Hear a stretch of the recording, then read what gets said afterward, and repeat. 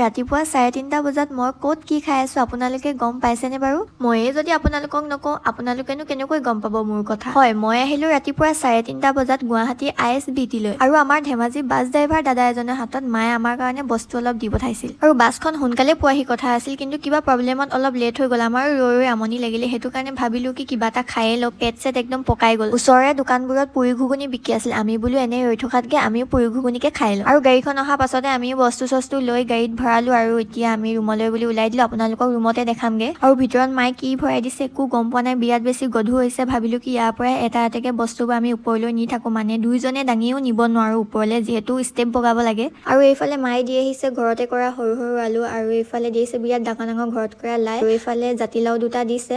আৰু মায়ে আকৌ আমি খাই ভাল পাওঁ কাৰণে এইফালে দি আহিছে ঘৰতে কৰা সৰু সৰু কণ বিলাহী। আৰু বিলাহীখিনি অলপ অলপ কেঁচা দেখিছে যে এইখিনি বুঢ়া হৈ আছে, মানে থৈ দিলে যিহেতু পকি যাব, সেইটো কাৰণে কেঁচাকে দি পঠালে। আৰু এইফালে গাখীৰ দিছে, খুতৰা শাক, পালেং আৰু এইবোৰৰ লগতে লাৰু পিঠা, এই সকলোখিনি দি আহিছে। যিমানখিনি পাৰে আৰু যিমানখিনি বেগত ধৰিছে সকলোখিনি দিব চেষ্টা কৰিছে। আৰু মেইন বস্তুটো হৈছে এইখিনি হৈছে খাটি সৰিয়হৰ মিঠাতেল, আৰু যিমানখিনি পাৰিছে মানে গোটেইখিনি বটলত ভৰাই ভৰাই এনেদৰে পেকিং কৰি আমালে বুলি দি আহিছে।